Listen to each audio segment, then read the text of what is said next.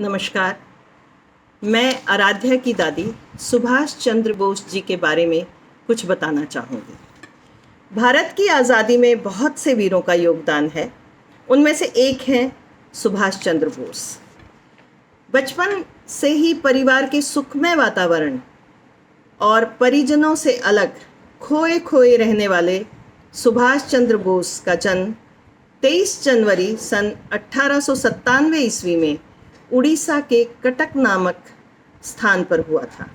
उनके पिता का नाम जानकीनाथ बोस और माँ का नाम प्रभावती था। उनके पिता शहर के मशहूर वकील थे। महान देशभक्त और कुशल नेता सुभाष चंद्र बोस अंग्रेजों के लिए सबसे खतरनाक व्यक्ति थे। ब्रिटिश सरकार सुभाष बोस को हथकड़ियाँ पहनाने के बहाने खोजती थी। वह किसी भी कीमत पर उन्हें आज़ाद नहीं छोड़ना चाहती थी। उनकी गतिविधियों से ने न सिर्फ अंग्रेज़ों के दांत खट्टे कर दिए, बल्कि उन्होंने देश को आज़ाद करने के लिए अपनी एक अलग फ़ौज भी खड़ी कर दी थी, जिसे नाम दिया आज़ाद हिंद फ़ौज। सुभाष चंद्र बोस ने सशस्त्र क्रांति द्वारा भारत को स्वतंत्र कराने के उद्देश्य से 21 अक्टूबर 1943 को आज़ाद हिंद सरकार की स्थापना की तथा आज़ाद हिंद फ़ौज का गठन किया।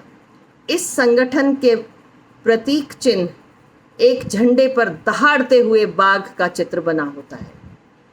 नेताजी सुभाष चंद्र बोस का मानना था कि भारत से अंग्रेजी हुकूमत को ख़त्म करने के लिए सशस्त्र विद्रोह ही एकमात्र रास्ता हो सकता है।